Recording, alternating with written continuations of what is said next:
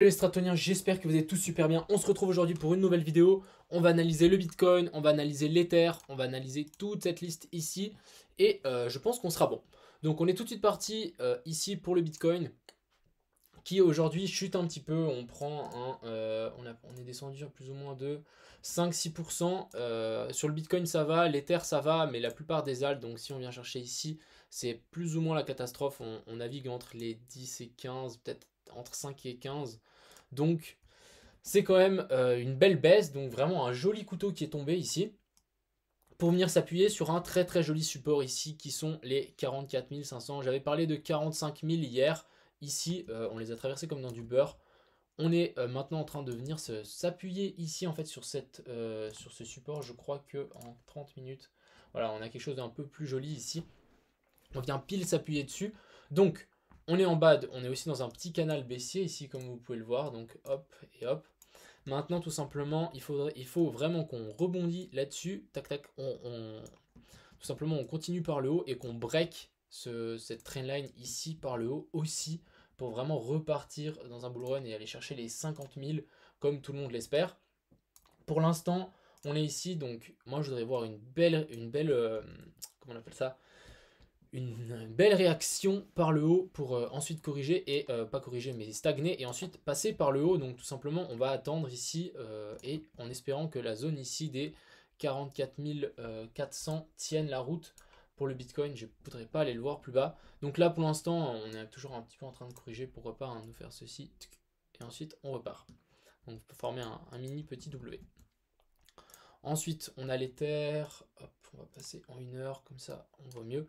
Donc ici, l'Ether qui nous a vraiment fait un gros piège, encore une fois. Donc ici, on a pour moi une résistance majeure. On l'a cassé une fois, gros piège, on revient, on refait un petit W, on repart, on fait un M-top. Donc ici, je ne sais pas si vous le voyez, mais ici, on fait un petit M-top. En plus, petite divergence sur les RSI. Et on corrige, boum. On descend et là on vient se rappuyer sur la zone ici des 1700 $. Donc pour l'instant ça tient bien. Vu les mèches comme c'est, en fait quand il y a des grandes mèches comme ça veut dire vraiment qu'on se fait bien repousser, et ça veut plutôt dire qu'on va partir dans l'autre sens. Donc regardez ici, grosse mèche, c'est souvent, ça veut dire qu'on va tout simplement repartir. Et je pense que là, avec cette descente aujourd'hui du Bitcoin et l'Ether, on a liquidé mais beaucoup de gens, mais vraiment à mon avis un paquet ici qui ont du long à la dernière minute, tous ces trucs. Donc vraiment, attention à tous. Donc vraiment pour moi là déjà c'est une très bonne zone d'achat, hein. Achetez quand on est en bas, quand les gens ont peur. N'achetez pas quand on est en haut, quand c'est euphorique. Achetez vraiment quand personne veut, ou les gens disent ouais je vais bientôt me faire liquider, ouais etc. Donc c'est à ce moment là que vous achetez, c'est le meilleur moment. Donc moi personnellement j'ai refoulé 2-3 positions. Donc ici pour les terres, donc soit on nous fait ceci, hop, on vient et on revient chercher la zone basse de ce triangle, soit on repart directement par le haut. Après, moi je doute qu'on vienne peut-être chercher encore un cran plus bas. Ça voudrait dire que le Bitcoin descend encore un poil plus bas. C'est possible, hein, le Bitcoin, on peut très bien aller chercher ici la zone des 0,5, revenir sur les 43 000, 42 000. Et on a quand même une zone de confluence ici en tant que support. Donc voilà, je pense qu'on a fait le tour, on va tout simplement attendre. Mais là, moi je pense qu'on va tout simplement continuer à monter.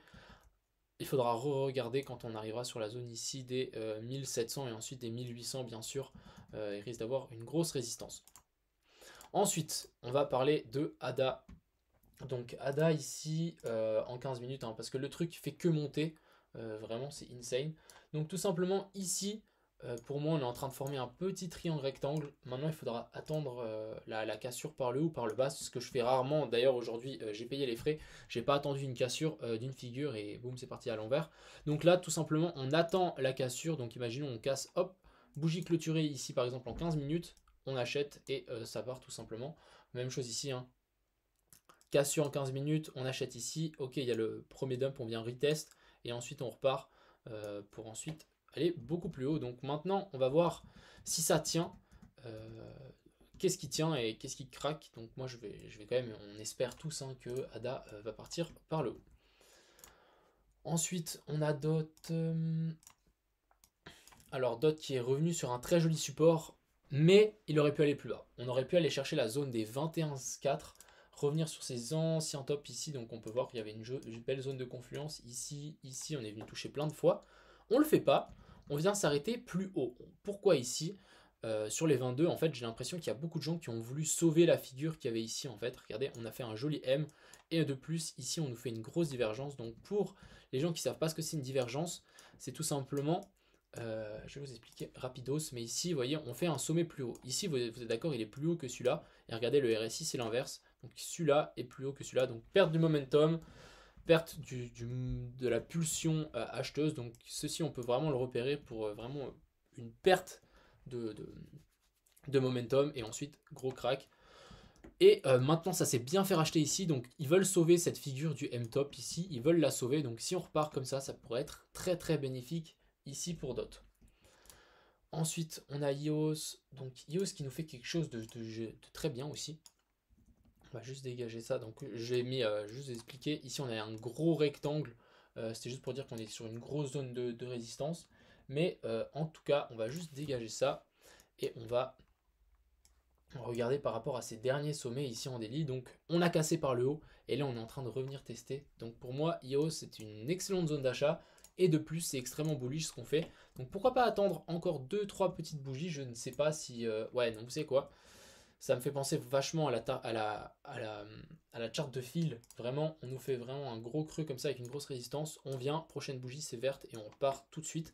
Donc pour moi EOS je pense que je vais faire un petit plein ici pour en tout cas viser ce top ici largement, et je pense que on peut tout simplement moon pour EOS. Mais très intéressant le petit retour sur les anciens tops, cool. Ensuite, on a Phil les amis, donc Phil, je suis toujours dedans, j'ai renforcé ma position, j'ai renforcé pour que quand on arrive à 90 ou 90, ici je me fasse 1 million. Je veux absolument la miniature de vidéo, je me suis fait 1 million avec ce trade et j'explique, bref. Ça pourrait être très cool. Donc ici, je vous expliquais qu'est-ce qui s'est passé sur Phil. Donc ce que j'ai pu lire, hein, tout simplement. Moi, je suis toujours dedans. Donc ici, quelque chose de très cool. Gros top avec une grosse réjection. Ensuite, on a vraiment bien corrigé. On n'est pas venu, on n'a pas trop dégringolé. Donc ici, on tire un petit pourcentage. Ouais, on a perdu 34% sur une hausse de combien de pourcents? Donc je suis rentré ici sur une hausse de plus de 110%. Donc pour l'instant, c'est largement worse. Et la correction est très très propre. On va regarder ça juste ensemble. Non, pour moi, Phil, je suis extrêmement bull encore, hein. Donc c'est pour ça, moi j'ai renforcé quand on était pile ici sur la zone des 40, 39,3. J'ai renforcé encore un petit peu pour que quand on arrive à 80, je me fasse 1 million tout simplement. Mais, attendez, j'ai mis où mon Fibo? On va passer en 4 heures, ça sera beaucoup plus lisible. Hop.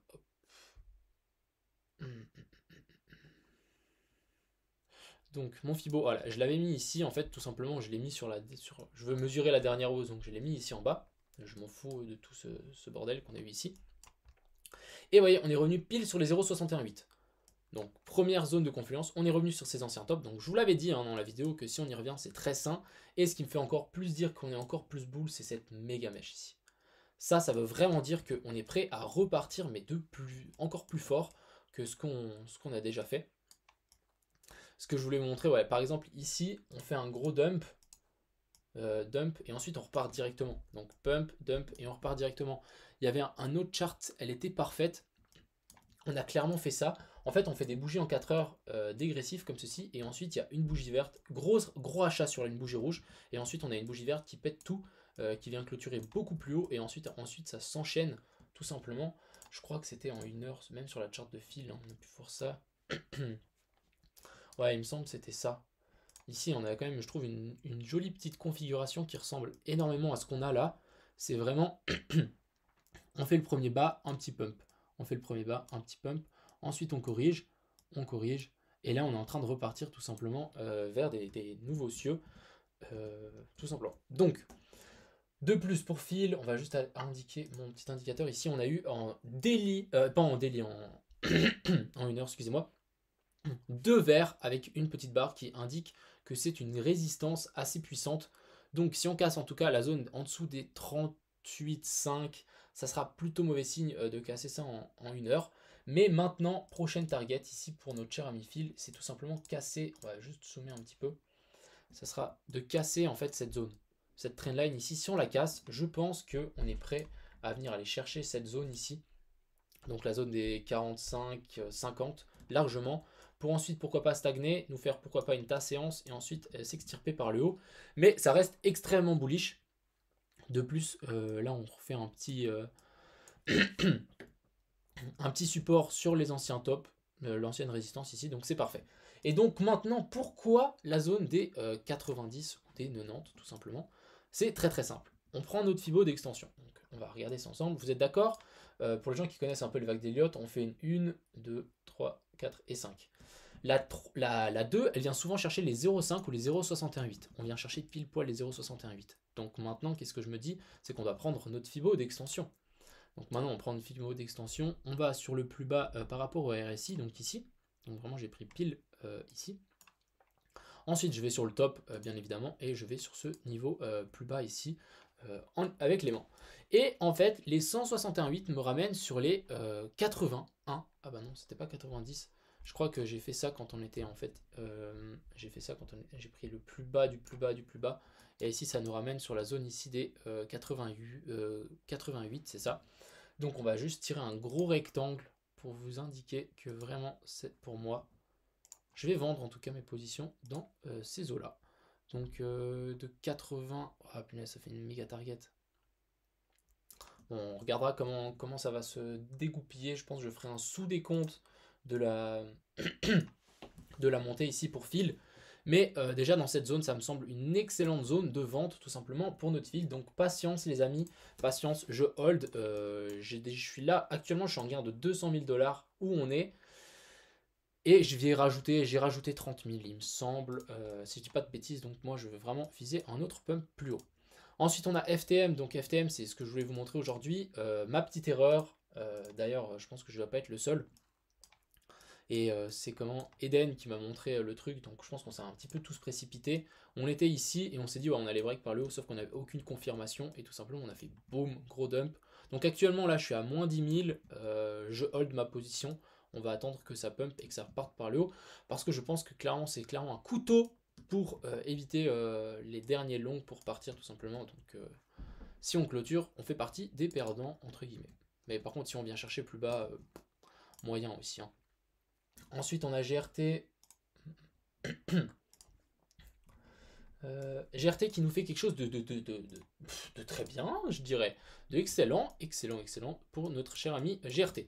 Donc, on va reprendre mon petit pinceau. Ici, on a fait cette jolie tasse séance. On pète par le haut. On vient corriger plus bas que tester cette résistance ici.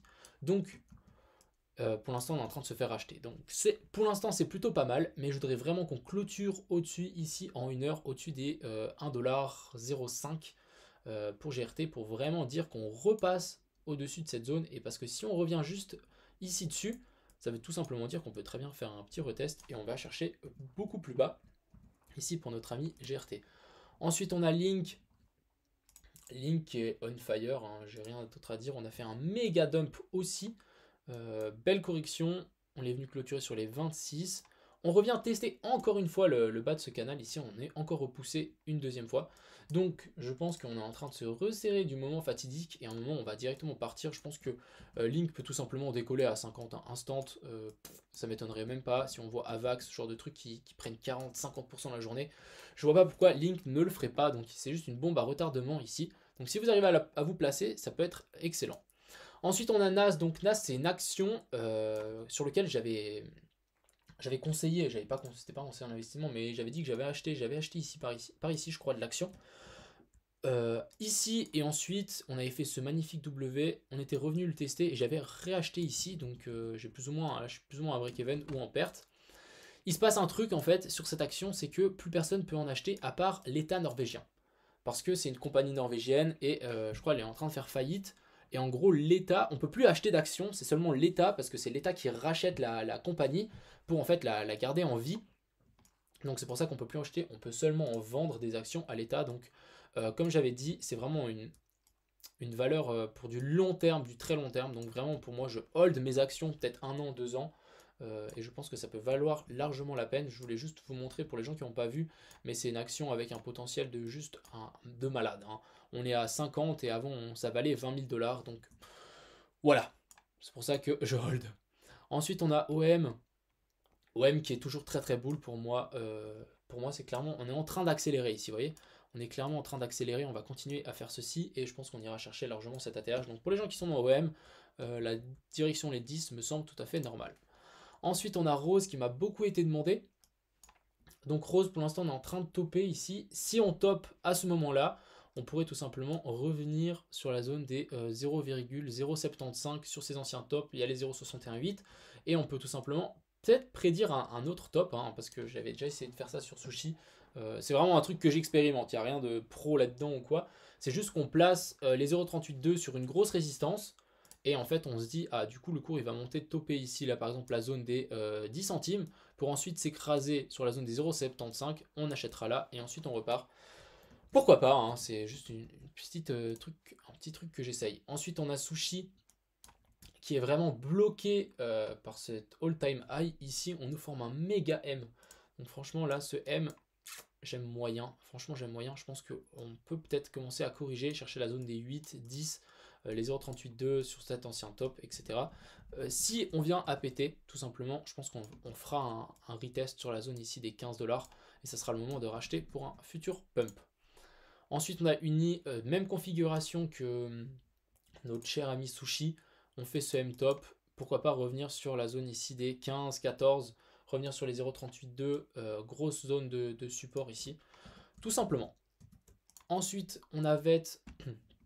Donc VET qui est venu s'appuyer mais parfaitement ici en 4 heures sur cette magnifique résistance. Donc franchement, on l'est venu le mécher, donc très très bien.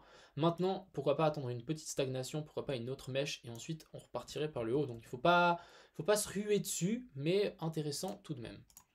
Ensuite, on a One, donc j'ai rien changé à ma charte, c'était juste pour vous montrer. J'avais dessiné ce canal haussier ici à main levée, donc ça s'est avéré plus ou moins correct. On a plus ou moins trouvé le top ici. On est en train de corriger, donc franchement, c'est cool, hein. Ce qu'on peut faire tout simplement, c'est peut-être le tirer maintenant, le tirer correctement ce canal. Donc vraiment, je vais prendre ces deux points ici et je vais pousser ça par le haut ici. Donc voilà, on est en train de mécher en fait le haut de ce canal. Ça ne m'étonnerait pas que maintenant on corrige toute cette hausse jusqu'à la zone de confluence où il y a le petit rectangle blanc. Donc voilà, on reviendrait pile sur les 0,618 qui me paraît totalement correct. On a aussi les 0,382, revenir sur cette petite zone de confluence ici. Vous savez quoi, je vais commencer à mettre des petits rectangles comme ça. On va pouvoir suivre mes targets au moment... quand je reviens sur la chart pour voir si vraiment mes analyses sont exactes ou pas. Donc intéressant si on revient sur ces deux points ici, donc la zone des 0,5 et on a la zone ici des 0,4. Et ensuite on a WTC qui nous fait un pump aussi mais gigantesque. On est en train de corriger, on est sur la zone des 0,382. Est-ce que ça va tenir? Si ça ne tient pas, je pense qu'on pourra largement aller chercher la zone des 0,45. Il nous a fait une belle zone de consolidation avec un joli pump. Ici un petit breakout, petit retest. Je ne sais pas si on le voit, mais magnifique petit retest.